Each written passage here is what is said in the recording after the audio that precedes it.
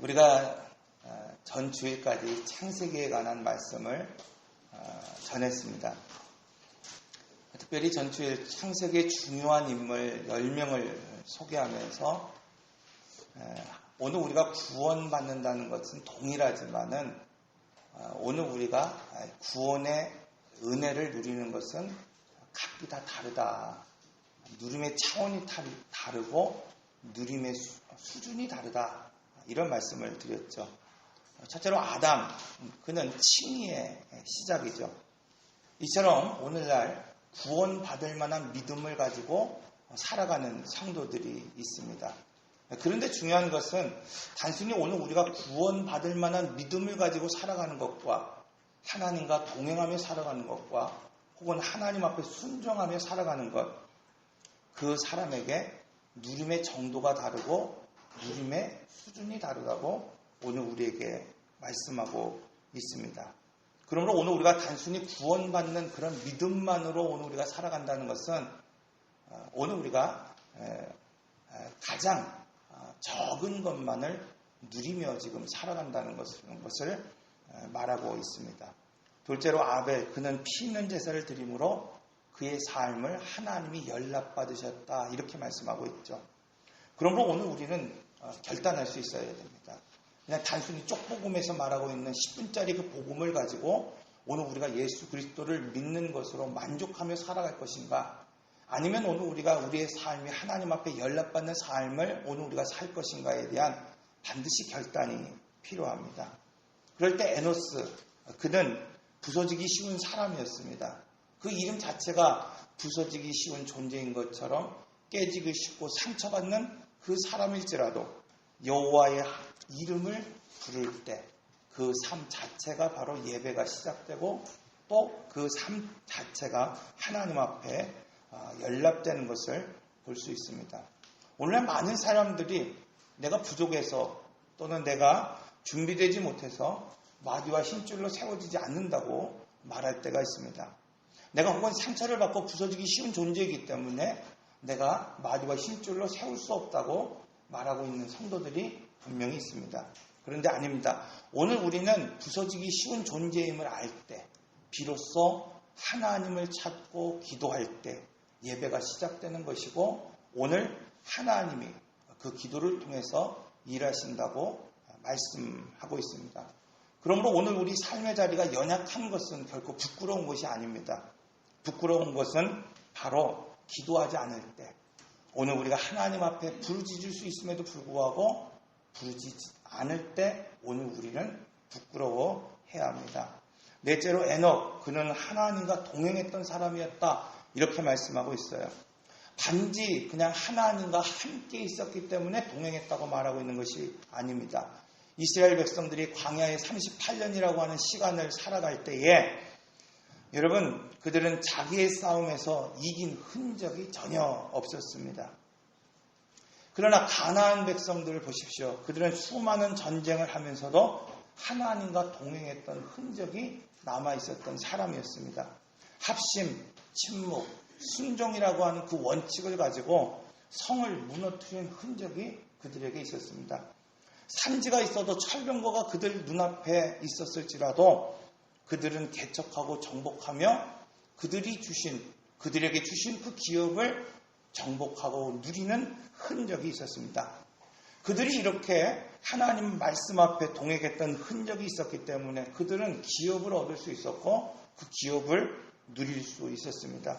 합심, 그것이 바로 그들에게 있어서 하나님과 동행했던 흔적이었다. 이렇게 말씀하고 있습니다. 이 에녹, 바로 자신을 하나님께 맞추는 그 흔적을 통해서 그리스도를 누리며 살아갈 수 있었습니다. 다섯째, 노아. 여러분, 오늘 우리는 몸을 만들고 쇠를 만드는 방주로 예비된 삶을 살아갈 수 있어야 됩니다. 그냥 오늘 우리 야심을 위해서 살아가는 것이 아니라 성김을 위하여 살아가는 그 삶, 여러분 하나님 보시기에 그 인생의 수준이 다르다고 말씀하고 있습니다. 그러면 여러분, 오늘 우리가 수준 있는 인생, 가치 있는 삶을 살기 위해서 오늘 우리가 어떻게 오늘 우리의 삶을 지어가고 경영해야 되는지 오늘 우리는 반드시 결단할 수 있어야 되죠. 아브라함, 약속을 따라서 산 사람입니다. 그가 생명의 재생산을 위하여 수고한 사람이었습니다. 그렇기 때문에 그는 그 뒤에 민족이 있었고 그 뒤에 바로 은혜로 낳은 아들이 있었다. 이렇게 말씀하고 있어요. 여러분, 신앙의 기준이 있어야 됩니다. 그저 가깝고 편하기 때문에 오늘 우리가 이 자리에 나와서 신앙생활하고 예배하는 것이 아니라 오늘 우리가 몸을 세우고 마디와 힘줄로 하나님의 이 교회를 세울 수 있다고 하는 오늘 우리가 결단을 할 때 대물림이 있고 안식이 있고 오늘 우리의 뒤에 민족이 세워질 수 있습니다. 그러므로 힘들고 어려워도 오늘 우리는 라이프라인을 그 예수 그리스도에게 될 수 있는 그런 신앙을 해야 합니다.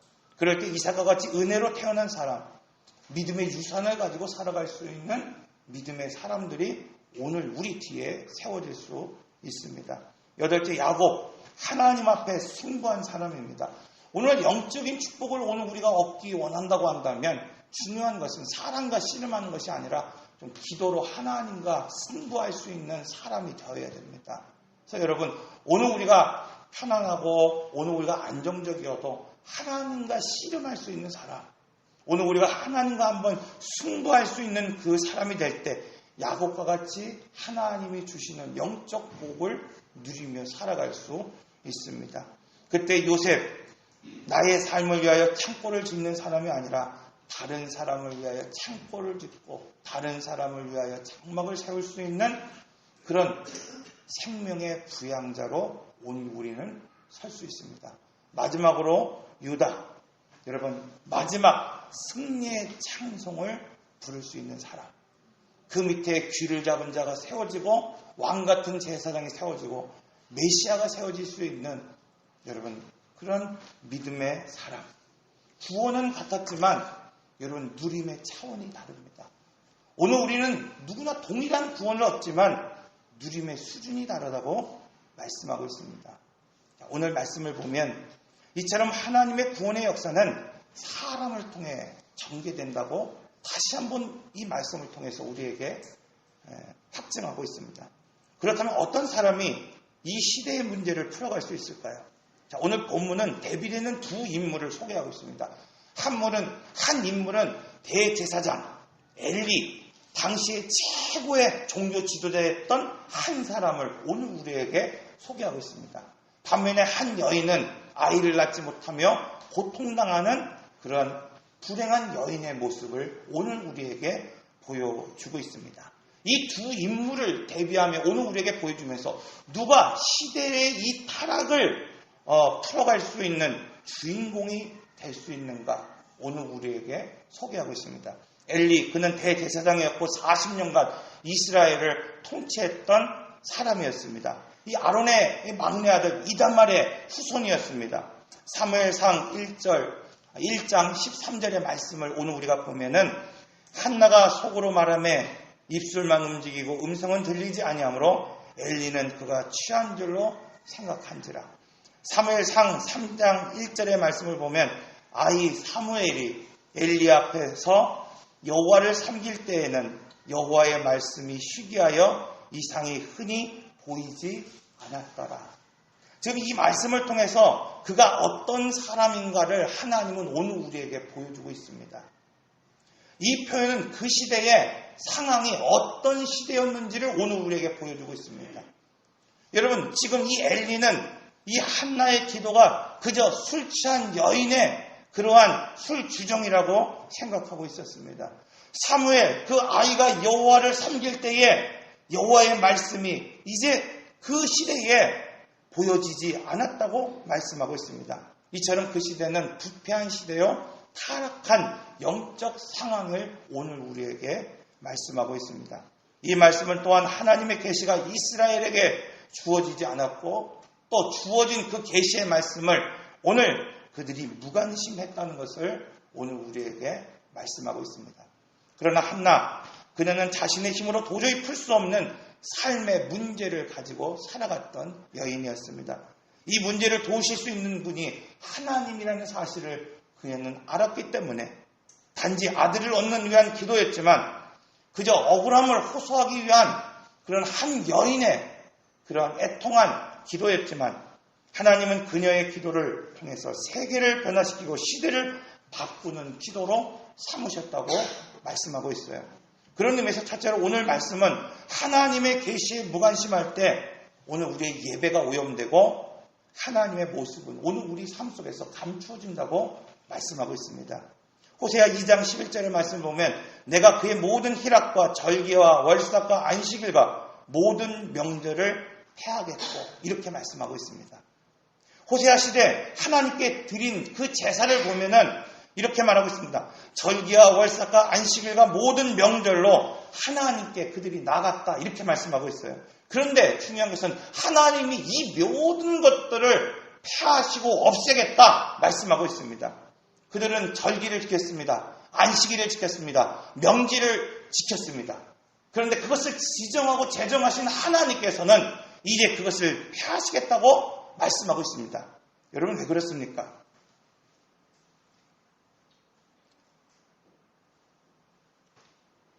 그들이 드린 제사에 본질이 빠졌기 때문에 그렇습니다. 예배의 본질이 뭡니까, 여러분? 예배의 본질은 하나님을 아는 것입니다.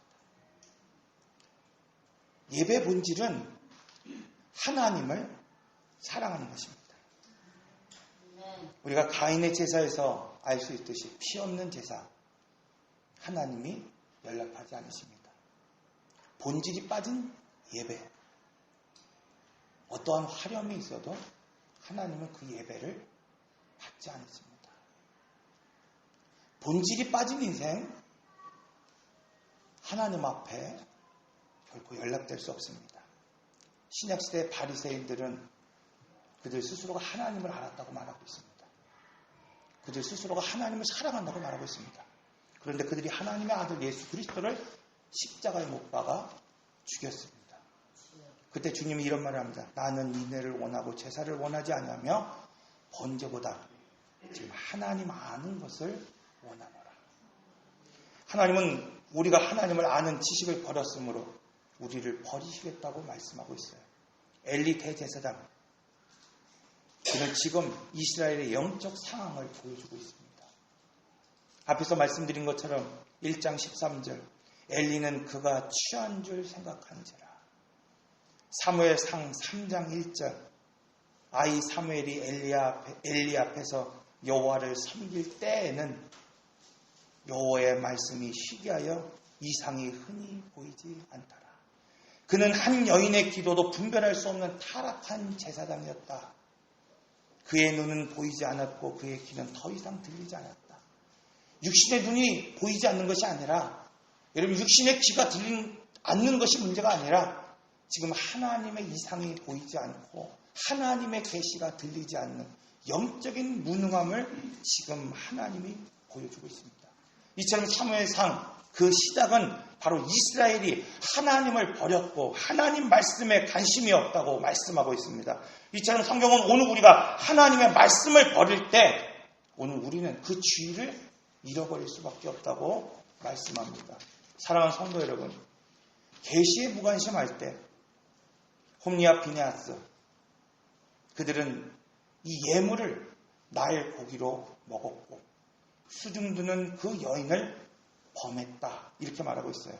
이처럼 계시가 무관심될 때 여러분 오늘 우리 삶의 자리의 예배는 여지없이 무너지고 오늘 우리의 삶은 타락하게 되어 있습니다. 계시에 무관심할 때 하나님은 그 모습을 감추신다고 말씀하고 있어요. 사무엘서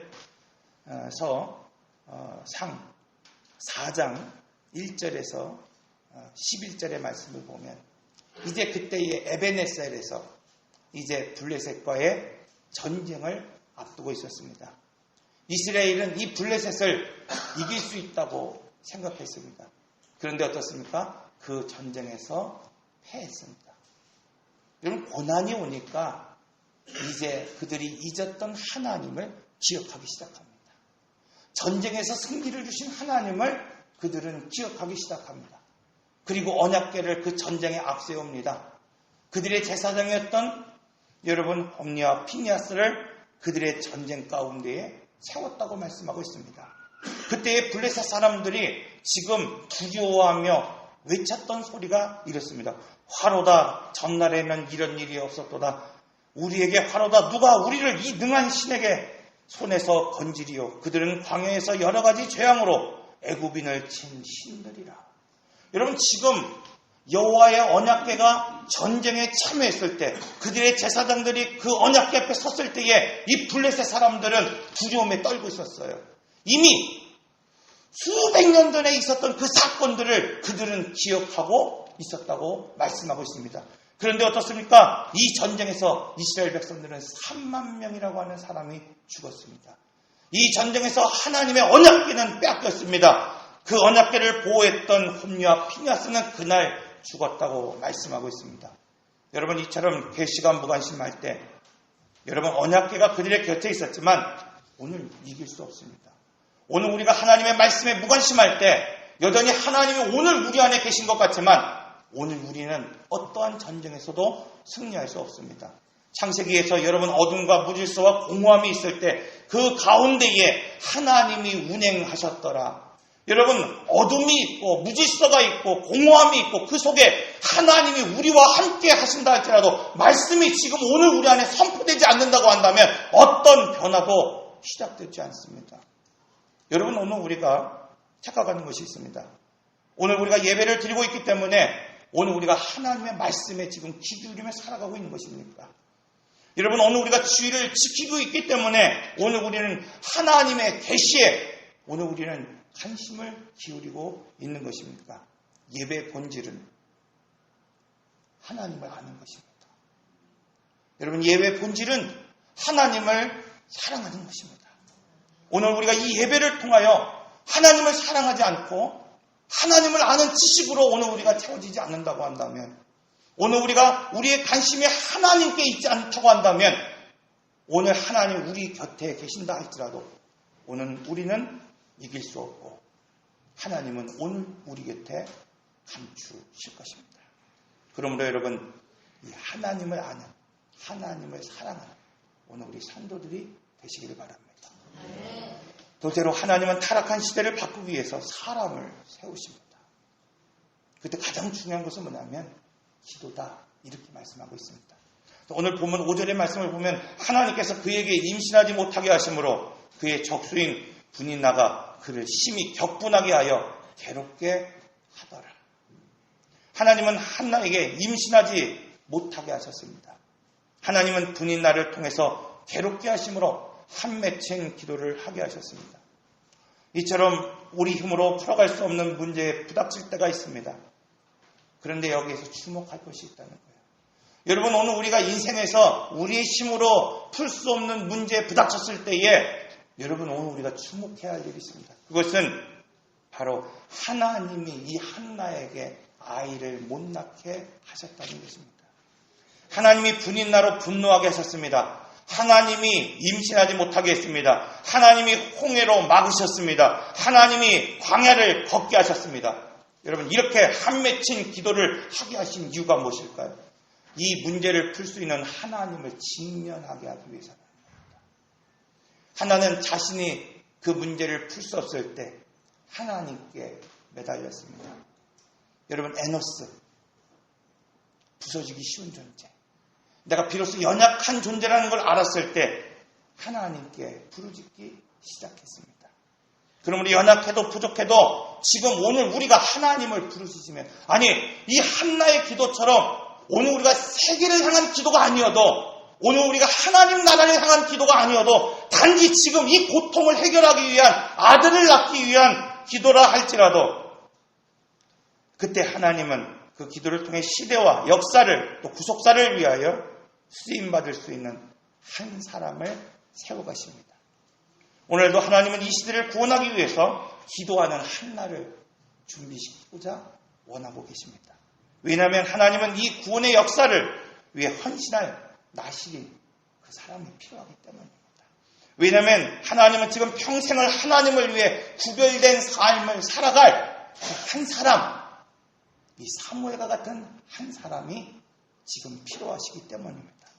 이런 구속사를 위해 한나는 불임이라고 하는 고통을 겪어야 했습니다.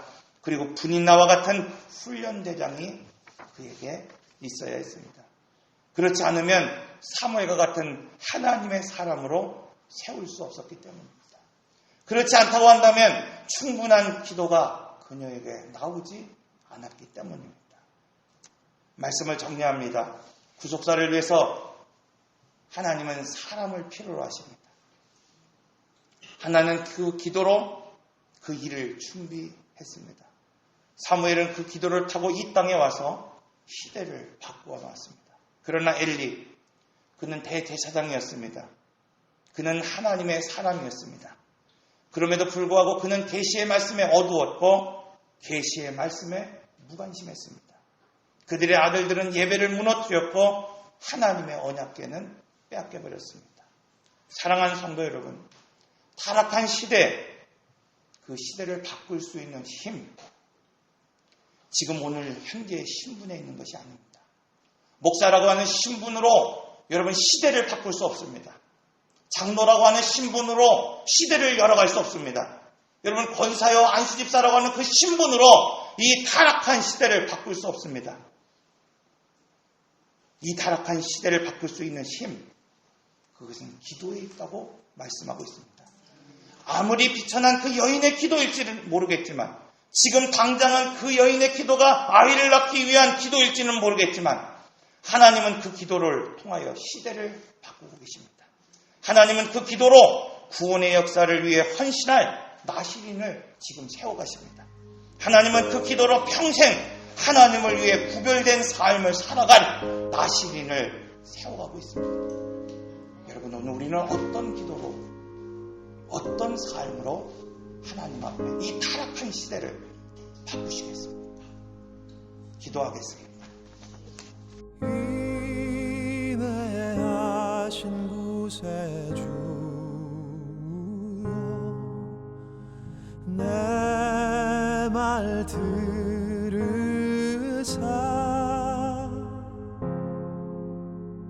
죄인 오라 하실 때에 날 부르소서.